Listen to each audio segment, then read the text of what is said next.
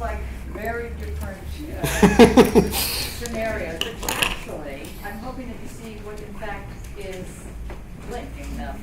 The way in which the senses are immediately drawn into the way one looks, or the way one develops an image, or the way one is thinking of the city. I was in sculpture, and it is completely math on this. But not just sculpture, but I mean, if you go out to Victoria Square, or whatever it's called, you know, you have like a shopping center of like the new classical, and you have something else just in the little circle, which I happen to like, actually, sadly. Maybe it's just me. Anyway, so any questions so far? Yes? Okay. Wait just a second. Oh, wait, sorry. First in the back. No, first in the back, and then next back, and then. Hello.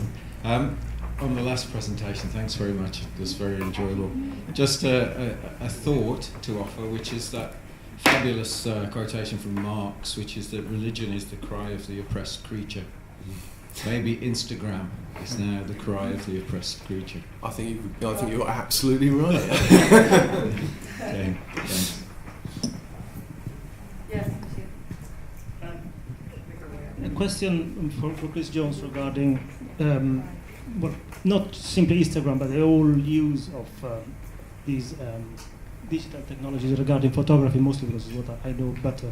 You started with Benjamin, which I think is not at all looking backward, because in his work he pointed out that there is a potentially, I would say, perverse use of technologies, which is using them as neutral vehicles to represent something else, or realizing what they can really do and therefore develop the true potential. And it made me think, earlier this morning, somebody mentioned Don McCullin documentary that was recently circulated in the cinemas. And he started off, in the documentary, speaks about his early days, and he said he had a camera that was really not apt for being a reporter. So he had to be very creative with it.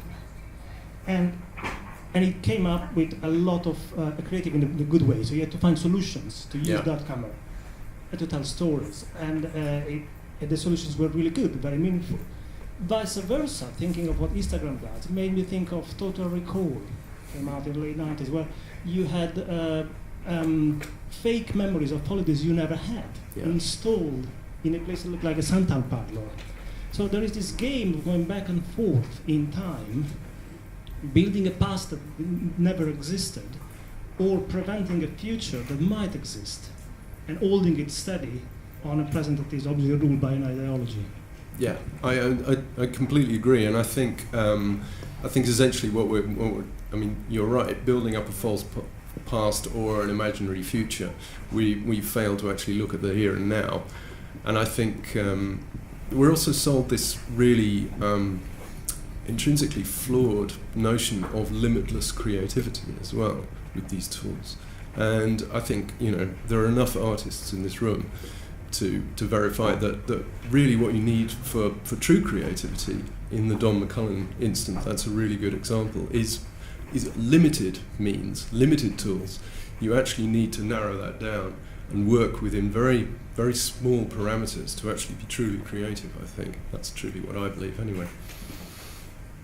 Sorry to keep it still on Chris, but I wanted to ask, the last thing that you were mentioning about comments that were on Flickr, the kind of conversations that take place on social media, it's not exactly the way that we expect it to happen, I think. I think the conversation is quite interesting because you found something on Facebook, and today we're having that conversation about that image amongst us in the real world. So the dialogue may not be happening on social media as we expect it to do, but it does create a kind of interesting way in our real world how we take what we find in these environments. It is a social media in some way, would you say, but not the way that we always anticipate? No, I think yet again I agree. I think what we're in the middle of here, and I mean, you know, we're still at such an early age in this whole thing. YouTube is only 7 or 8 years old. You know, it's crazy when you think about it like that. It's, you know, it's in its infancy, and I think these conversations, this whole idea of, we were sold these ideas that the conversation was going to happen online, and maybe what will eventually happen is we'll evolve enough to take these conversations out of out of the online arena and actually sit and talk face to face like this, which is far more pleasurable. It's a question for Adam. Can you hear in the back? Is that working? It's not real loud. Okay, it's a question for Adam. And it's about a sensor hand. Given that the monuments involved and the twists and shifts between the kind of temporalities, the projections backwards and forwards, economic, artistic, stylistic in what you were charting, monumentality in its temporalities seems to be absolutely key. Yeah. But I guess I just wanted to talk about, because effectively throughout your talk, I got the sense I couldn't decide whether you really hate these things or whether you really, really love them, because there's this, it has the kind of tenor of a critical discourse, and you do, I'm not kind of saying it doesn't perform those functions, but then it sort of has this rumbling kind of sense of a love for these things in it as well, especially.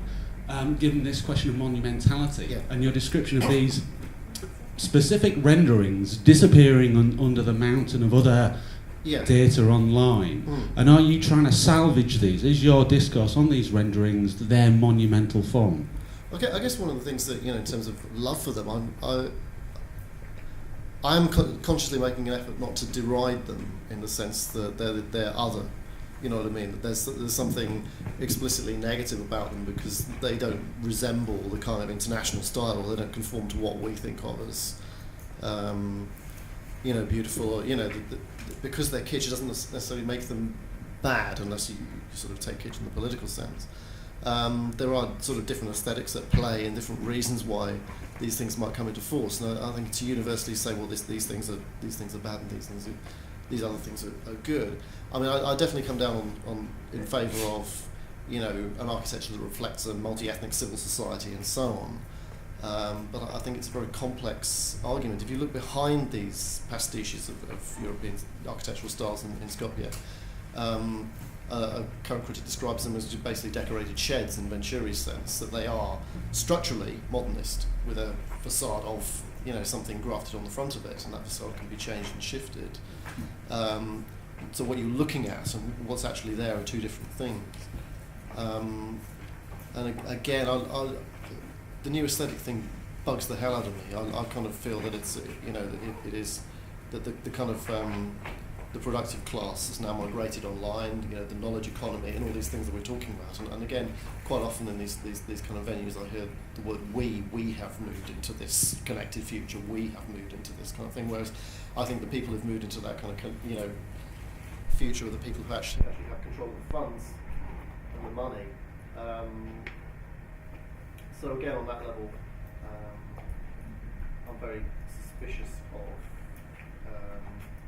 this drive to instantly to decry it and say this is the bad thing.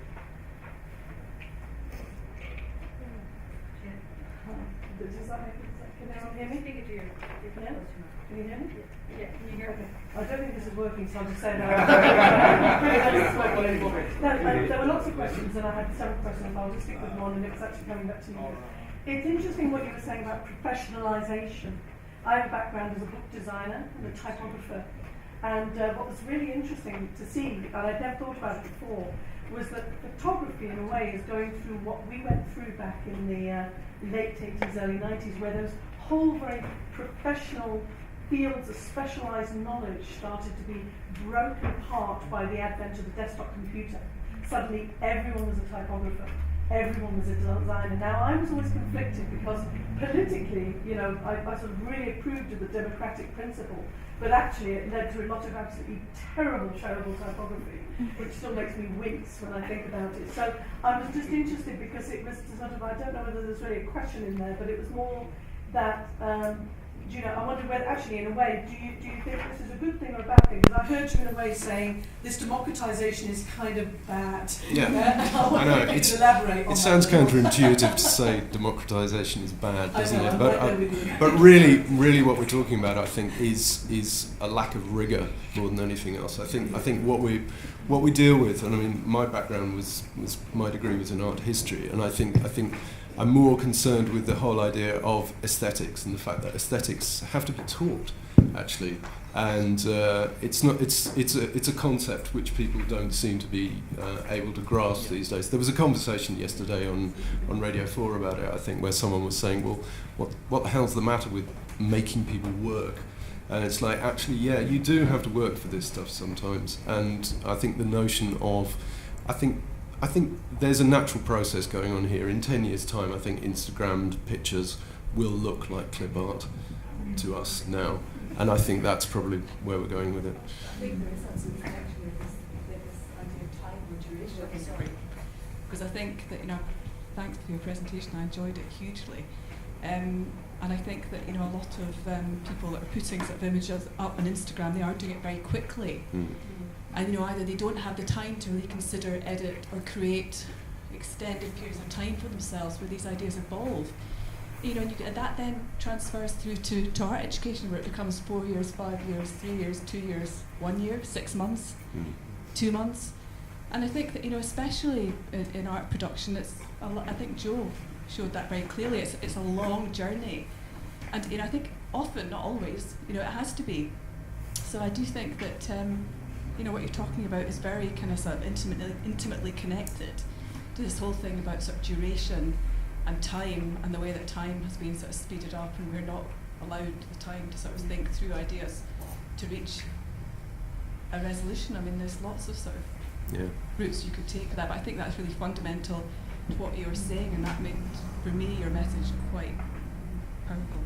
And also, just very briefly, just to go on the end of that, the idea that creativity can be assigned to the learning of just sort of skills and tools. And that was really deeply worrying. I need to think about that. I just wanted to add to this as well, just saying it's about reacting rather than reflecting. And we're losing that time for reflection. That's actually my work's been about that for 10 years. Very much about, since I've been obsessed by mobile phones and have been making work kind of about that and about the reaction, how our relationship with ourselves changes as a result of that, and with other people. And I think also I was talking to a journalist friend of mine who's now living in South Africa and writing for papers here. And he said it's amazing because he's now got time to actually reflect and write articles that he ends up having he'll write something different, having 3 days to think about it than he would have done when the newspapers demand that you have to write something within an hour. And he and I had a very interesting conversation about this space for considered reflection on things, because you do change. Your initial reaction will often, a considered reaction is different from a reaction in that moment, and that's what I think that for me is something that's really interesting happening now with all of this. And also we have to get someone else in here. This is for Chris, and it was actually just to say, firstly, I'm actually presenting next, which I'm really glad about, because it completely is going to sort of follow on and riff on what you were talking about.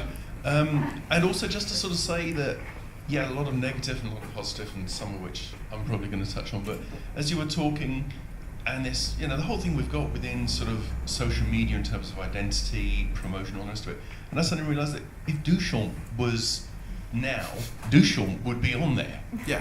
Whatever would be the updated equivalent of the urinal would be there. Oh, definitely. So it's whatever it would be. I haven't got a fucking clue what it'd be, but it would be there.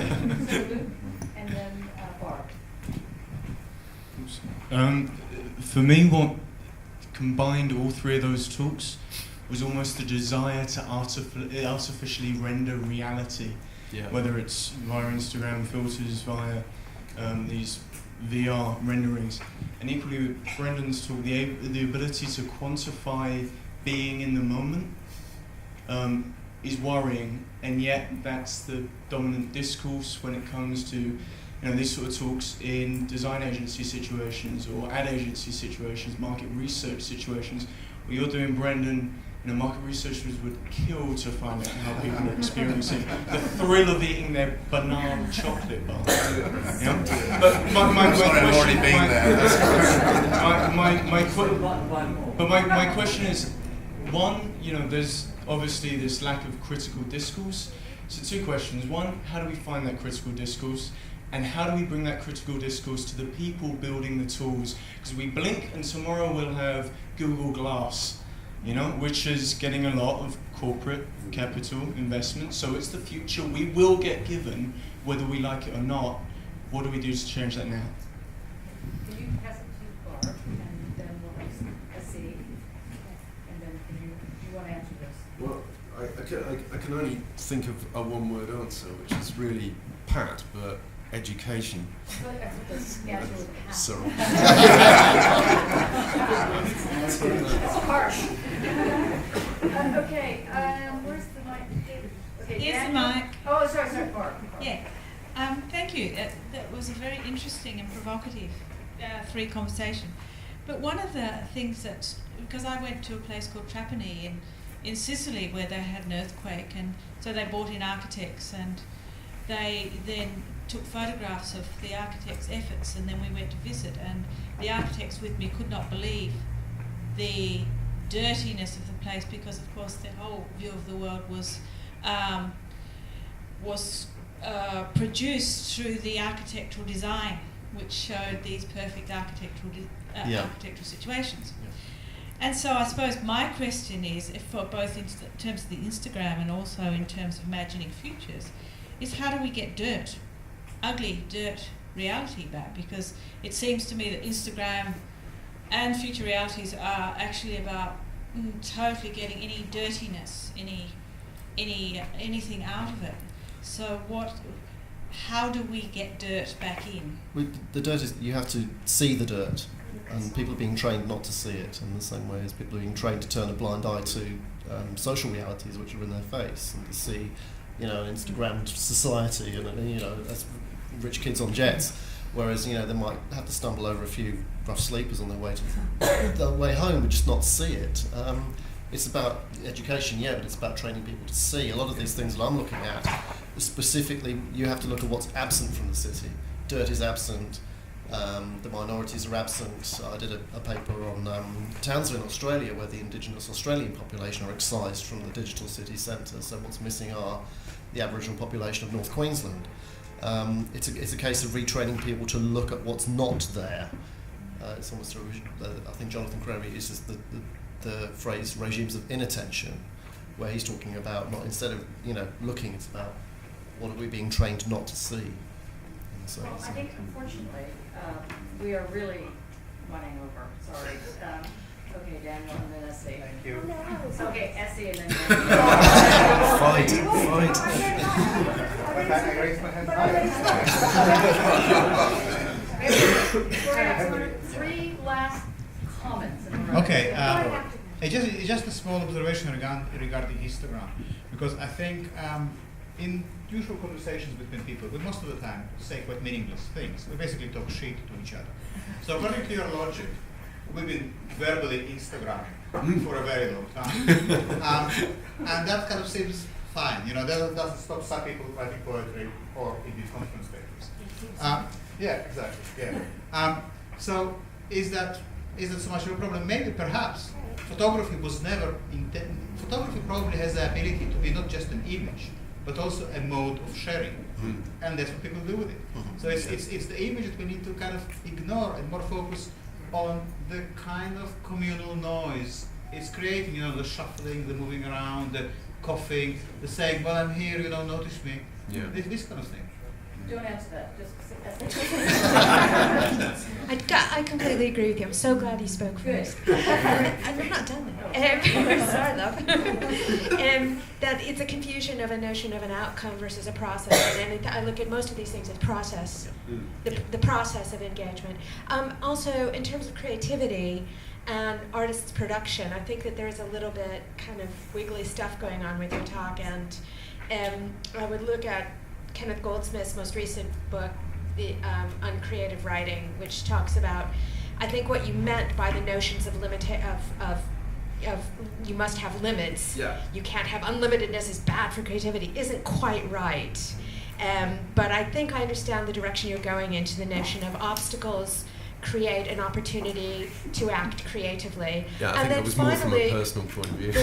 the last thing I just wanted to say was about artistic production is that there's a book written about 10 or so years ago by Peter Lunenfeld called Snap to Grid, which I'm sure most of you are familiar with, which talks about the engagement by the artist with removing the filters, immediately getting rid of the presets.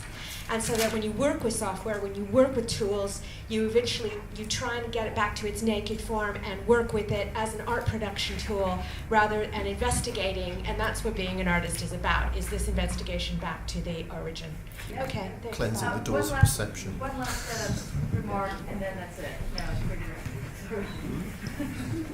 Thank you. I would like to add a little bit to that, because the discussion reminds me a little bit of the discussion that was around in the 1920s, or even a little bit earlier, when the first box cameras were available, and people were just photographing around, and they were doing photographs where every artist would just close his or her eyes and try to die as soon as possible, because those images were just bad images. But the people who did them loved them. They needed them, they distributed them, they gave them to everyone they knew, and they filled albums with that. And they didn't give a fuck about aesthetics.